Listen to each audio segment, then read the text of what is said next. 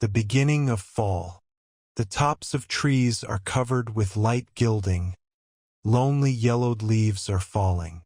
The grass has dried up, yellowed over the summer from the scorching rays of the sun.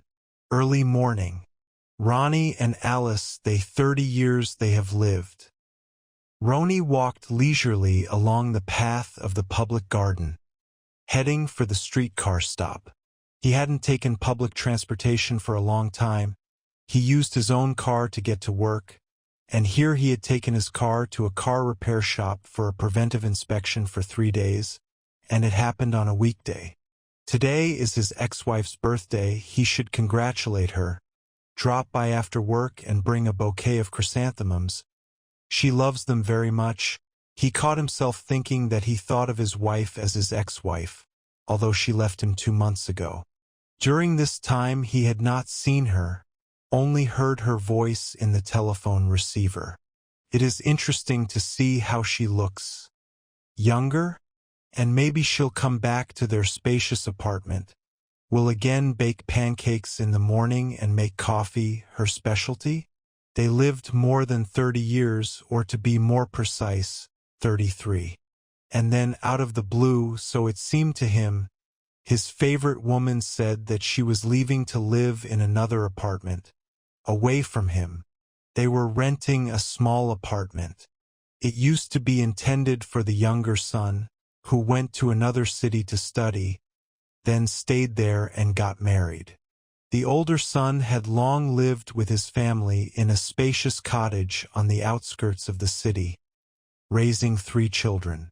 I am tired of your whining, tired of serving and taking care of you, listening to your discontent. I want at least in my old age to live for myself in peace, said his wife, packing her things. Recently retired, Alice did not sit at home, started a network business, enrolled in a fitness center, began to pay more attention to her appearance and health. That's it, now I am a free man and I want to live the rest of my years for myself. I gave many years to my children, to your whims, laundry, cleaning and your other whims. I helped raise my grandchildren. Now I have a pension, there is an additional income, and I do not depend on you financially, and your prohibitions do not concern me. Wherever I want to go on vacation, wherever I want to go on Sunday.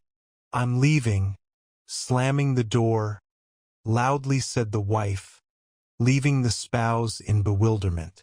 The right bus approached. Ronnie squeezed in. It was early morning. The townspeople were in a hurry to get to work. He had to jolt 4 stops to his office at the large transportation company where he had worked as a safety engineer for years. The sharp smell of a woman's perfume wafts into his nose. Man, don't get too close to me, said the young woman, turning around and looking into his eyes and smiling sweetly. Excuse me. Don't forget to stop by Alice's house tonight with flowers. Maybe she's already played free and will come home. In the morning he called her and wished her a happy birthday. His wife listened silently and hung up. Ronnie began to look at the young woman on the bus. She looked about 30 to 35, good figure. Beige cap hid her hair. Bright red plump lips attracted a glance. A pleasant face, and eyes shining with happiness. A pungent odor of perfume. Could have put less of it on herself. Thought Ronnie. My stop. I'm getting off, he said quietly. The woman took a step to the side, letting him pass. I have 2 more stops to go, she said casually. At the end of the working day, Ronnie called a cab, stopped by the flower store, buy a bunch of flowers and visit his wife, to congratulate her on her birthday, thought the abandoned husband. Here he is already standing near the front door of the apartment with a bouquet of large yellow chrysanthemums. The doorbell rings. It's open. He hears a familiar voice. The man quietly entered. Silence. Who's there? Come into the room. I'm here one. Ronnie entered. A large open suitcase stood in the middle of the room.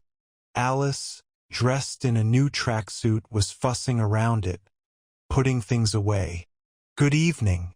I just came by to congratulate you. Well, you called in the morning? Without looking back at him, said his wife. You shouldn't have bothered. How did you remember? When we lived together, rarely remembered, all waiting for my reminder. Oh, yellow chrysanthemums? Have you forgotten that I love them? Looking at the bouquet, the woman was surprised. Where are you going? Where are the guests? You're not celebrating your birthday? Tomorrow we'll celebrate. I'm going to Montenegro for a month. I'm going to live in Europe. They're waiting for me there. I'll be on a plane soon. Where are you going? What about me, my kids, my grandkids? What about you? The kids are grown up, the grandkids have parents. The kids congratulated me on the phone. They know I'm going away for a month. I thought you were coming home. I thought you'd miss me. I told you I would never, ever live with you. Enough. I've been your servant for 30 years, doing your bidding. Put the flowers in the vase. Why are you standing there? You go to the kitchen, pour water in the vase and put it in. You're used to a nanny taking care of you. How's the apartment? It must be filthy. You're not fit for anything, to hammer a nail into a wall or repair a faucet. I had to nag you for a few days and then do it myself. What orders are you talking about? We've lived happily in love for many years. Come back. I love you and miss you. The apartment is empty without you. And I'm not. I'm free now. I don't have to be your maid in the morning, to cook the food that you only like, to call the guests that you like. I now run in the park in the mornings. I do sports. And everything is just to do it your way. My opinion is rarely taken into account. I got a concierge who comes once a week to clean the apartment. Do you like it? You're just used to me and you don't need a maid. Live as you like. I'm very happy without you. Have you got a man? He asked quietly. What do you need you for? One whiners and dictators. At our age, you men are worse than 1-year-old children. Capricious, nagging, and always dissatisfied with everything. I am happy that I can do what I want. No one points me. No one tyrannizes and does not ask why you bought this gold ring. You have so many of them. I don't have to report to anyone about my spending and pastimes. So love is gone like 10 years ago. I was a fool to put up with you and your selfishness for so many years. Now I realize how good I am without you. Help me get my suitcase down, the cab's here. And that's how it is. It's so sad. We've lived for years and she left me. Like a boring toy. Have you heard stories like that?